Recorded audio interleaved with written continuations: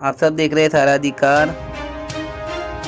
इस घटना को सुनने के बाद अब सबके रोंगटे खड़े हो जाएंगे। एडवोकेट जतिन यादव ने मुंबई मराठी पत्रकार संघ में प्रेस कॉन्फ्रेंस ली। इन्होंने कहा कि डिंडोशी सेशंस कोर्ट ने उस रेप आरोपी को बेल दे दी जो गैंगरेप में शामिल था, वो भी सिर्फ 2 महीनों में। इस निर्णय से विक्टिम को मानसिक तौर पर बहुत तकलीफ हो रही है। आरोपी आकाश संधू बिंदु को 24 फरवरी 2025 को बस इस बिना पे बेल दे दी गई कि विक्टिम के प्राइवेट पार्ट पर कोई इंजरीज का निशान नहीं था और ये बहाना दिया गया कि आकाश संधू बिंदु की शादी के लिए उसे बेल दी जा रही है। मोहसिन खान जो अब तक पुलिस की गिरफ्त में नहीं है, Mustafa Rangoonwala Arthur Road jail में है। एक रेप आरोपी का पुलिस गिरफ्त में नहीं होना कहीं बड़े सवाल खड़े कर देता है और इस पर सोसाइटी पर क्या मैसेज जाता है, ये भी सोचने की बात है। पीड़िता एक मेहनती औरत है जो अपने नए जॉब के सिलसिले में मुंबई आती है पुणे से और अपने नए जॉब की खुशी सेलिब्रेट करने के लिए अपने दोस्त से मिलने आती है जिसे वो अपना भाई समझती थी। इस बात का अंदाज़ा नहीं था कि जिन लोगों पर उसने भरोसा किया वही उसके साथ इतना बड़ा धोखा करेंगे। पीड़िता के साथ 3 लोग दुष्कर्म करते हैं और इनमें से एक उसके कॉलेज का फ्रेंड होता है किस पर पीड़िता बहुत भरोसा करती थी। आज इस पीड़िता को अपना जॉब भी गंवाना पड़ गया। उसके दिल और दिमाग पर क्या गुजर रही होगी और उसे इंसाफ नहीं मिल रहा है, ये सोचते वक्त उसके दिमाग पर क्या गुजर रहा होगा, इसका अंदाज़ा हम नहीं लगा सकते। लगातार रिक्वेस्ट भेजी गई स्टेट ऑफ महाराष्ट्र और मुंबई पुलिस को, लेकिन फिर भी मुंबई पुलिस ने ऑनरेबल हाई कोर्ट के पास बेल कैंसिल करने के लिए 2 महीने के बाद भी कोई भी याचिका और एप्लीकेशन नहीं दिया। एडवोकेट जतिन यादव का कहना है कि अगर एक पढ़ी लिखी समझदार लड़की जो अच्छा कमा रही है और उसके साथ जब ऐसा देखने के लिए मिल रहा है तो उन लोगों का क्या होगा जो अनपढ़ गवार है और जिनके पास एक वकील हायर करने के लिए भी पैसे नहीं है। एडवोकेट जतिन यादव ने सवाल उठाया, क्या यही प्रकार की हमारा समाज है जो हमारी माँ और बेटियों को इस तरीके से इंसाफ देता है। Advocate Jatin Yadav social activist है और president of people welfare association के द्वारा कई सारे राइट टू इन्फॉर्मेशन रेप को लेकर उन्होंने निकाला है। 2023 में 977 एफआईआर होते हैं, लेकिन सिर्फ 603 आरोपी अरेस्ट होते हैं, बाकी के 374 खुलेआम घूम रहे हैं। 2024 में 1050 एफआईआर रजिस्टर्ड होते हैं जिनमें से 1038 एक्यूज्ड होते हैं और 12 जो है वो फिर खुलेआम घूमते हैं। और ऐसे कई दुष्कर्म के केसेस है जहां पर एफआईआर नहीं होती है, जिसमें गैंगरेप है और कई सारे ऐसे केसेस है जिसमें एफआईआर तक नहीं होती है और इनका नंबर बहुत ज़्यादा है। मुंबई सिटी के नागरिक को गर्व है अपने पुलिसकर्मियों पर और जिसे कंपेयर किया जाता है लंदन स्कॉटलैंड यार्ड से। आज इस घटना को देखकर, इस रियलिटी को देखकर बहुत ही दुखी है क्योंकि रेप करने वाला आरोपी खुलेआम घूम रहा है और उसे अब तक पुलिस गिरफ्तार नहीं कर पाई।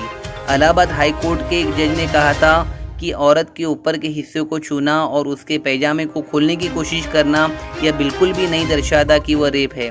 इस बेतुके स्टेटमेंट को देखते हुए और इसका असर कैसे सोसाइटी पर होगा, इसलिए सुप्रीम कोर्ट के 2 जजेस जस्टिस BR गवई और AG मसी बीच में आ गए। इलाहाबाद हाई कोर्ट के इस जज के स्टेटमेंट को कहा कि यह बिल्कुल भी इनसेंसिटिव है, बहुत ही बेकार स्टेटमेंट है। सॉलिसिटर जनरल ने भी इस बात पर जोर डाला कि ऐसे केसेस में जल्द सुनवाई और इंसाफ मिलना चाहिए।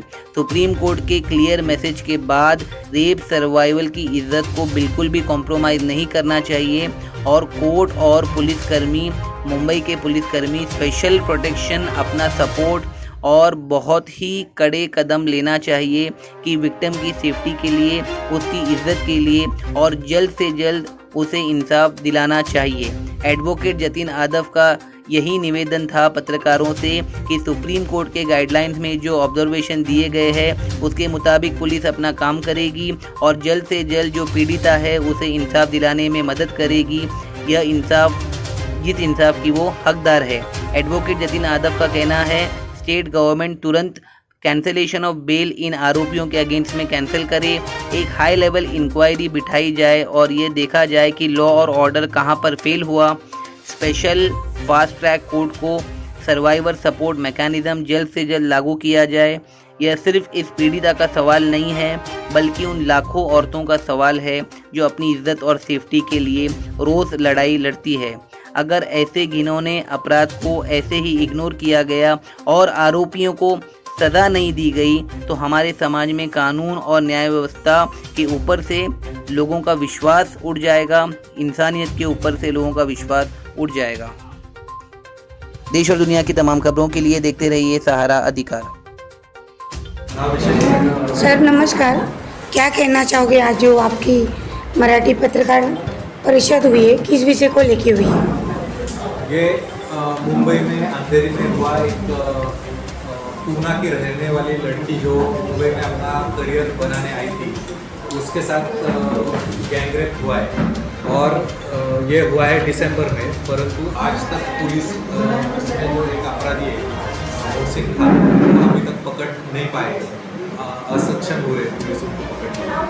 और जो कोर्ट में पुलिस जो अपनी विक्टिम की बाजू से लड़ते हैं पब्लिक प्रोसिक्यूटर, तो शायद पुलिस ने उनको अच्छे पॉइंट दिए नहीं है, या जो हुआ है जैसे उनका न्यूड फोटो लिया गया था वैसे कुछ इम्पोर्टेंट चीज़ें हैं वो कोर्ट के सामने रखे नहीं है। इसके लिए उसमें का एक जो आरोपी है उसको बेल मिल गया है और उसको भी बेल इसलिए दिया है कि वो दूसरी शादी करनी है उसको, इसके लिए बेल दिया है। मीन्स ऑलरेडी उस पर रेप का आरोप है और उसको दूसरे शादी के लिए बेल दिया है। आरोपी का नाम क्या है? आकाश बिंदु, जिसको बेल दिया है उसका नाम है आकाश बिंदु। वो नोएडा का वो साइड का रहने वाला है। और मीन्स इसमें हंसने जैसी बात ये है कि ऑलरेडी एक रेप का इल्ज़ाम है और वो शादी करने चला है, दूसरी का लाइफ बर्बाद करने उसको परमिशन दे रहे कि तुम और जाके बर्बाद करो आगे। तो उसके लिए हमने एक बॉम्बे हाई कोर्ट में अभी बेल कैंसिलेशन के लिए हमने प्राइवेटली फाइल करना पड़ा, क्योंकि पुलिस फाइल कर नहीं रहे हैं, अपना काम समय पे नहीं कर रहे हो और इसके वजह से इनको तकलीफ हो रही है। तो वो लोगों के सामने अभी इन्होंने ईमेल वगैरह भी किए चीफ मिनिस्टर साहब, होम मिनिस्टर साहब को, लेकिन कोई उसमें दखल नहीं ले रहा है। ये जो घटना हुई है ये कभी की घटना है सर? ये 8 दिसंबर 2024। तभी तक जो आरोपी थे पूरी तरह गिरफ्तार नहीं? एक ही गिरफ्तार है, एक ही जेल में है, एक जन को बेल मिला है, एक फरार। पुलिस की काफ़ी लापरवाही होने के कारण आप मानव हक आयोग में पुलिस के अगेंस्ट कोई कंप्लेंट की हो कि नहीं की हो? हाँ, अभी अगर और भी ये प्रेस कॉन्फ्रेंस के बाद भी अगर कुछ ठोस कदम नहीं उठाते तो वो हम ऑप्शन ज़रूर ओपन रखेंगे। ह्यूमन राइट्स कमीशन ऑलरेडी हमने वुमन चाइल्ड कमिश्नर को मेल किया है, लेकिन उधर से कोई जवाब आया नहीं। लड़की की उम्र कितनी थी? 27। क्या कहना चाहोगे हमारे दर्शकों को, जिस तरह की ये घटना है, वारदात है, हिंदुस्तान में रेप जैसी घटना काफ़ी बढ़ रही है, जिससे बच्चे, महिलाएं और जो भी स्टूडेंट्स है काफ़ी परेशान हो चुके हैं। तो सरकार से क्या गुहार लगाते हो? ये जो है अभी है मैंने RTI किया है, ये फरवरी 25 का RTI, इसमें ये जवाब मुंबई पुलिस ने ही दिया है।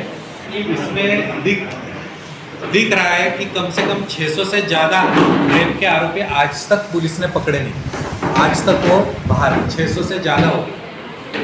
तो हमारा कहना यही होगा कि पुलिस ऐसे गंभीर जो रेप की घटना है जो महिलाओं से निगड़ित है खास करके, वैसे मामलों में पुलिस प्रॉपरली काम करे और कठोर से कठोर इनको सज़ा मिले, ऐसा युक्तिवाद रचे या ऐसे पुरावे कोर्ट के सामने लाए, तो जहाँ के कोर्ट भी उनको अपराधी को अच्छे से सज़ा कर सके। जहाँ पे एक तो पुलिस कॉम्प्रोमाइज़ हो जाता है या हाथ में हाथ मिला लेता है या लापरवाही करता है, ये तीनों में से कुछ भी पुलिस की तरफ से होता है, तो ऐसे संगीन अपराधी बाहर बेछूट घूमते हैं और महिलाएं क्या चौकी के सीनियर PI का नाम बताइए। अभी के जो पहले जब ये घटना हुई थी तो साहजी पवार करके सीनियर PI थे, अभी राजेंद्र मच्छिंदर करके। आपकी उनसे अभी मुलाकात हुई है क्या? जो हम आयो से बात कर रहे थे और हमने ईमेल किया है वो सीनियर पे, लेकिन उसका जवाब नहीं। अगली रणनीति क्या रहेगी आप लोगों की? अभी भी पुलिस ने दखलंदाजी ठीक तरह से करके यदि आरोप जो एब्सकॉन्डिंग आरोपी है मोहसिन खान, यदि उनको पकड़ा नहीं तो फिर हम मानव हक आयोग में ज़रूर जाएंगे और कोर्ट के सामने भी जनहित याचिका या रिट पिटीशन हम ऑप्शन ओपन रखेंगे फाइल। धन्यवाद सर।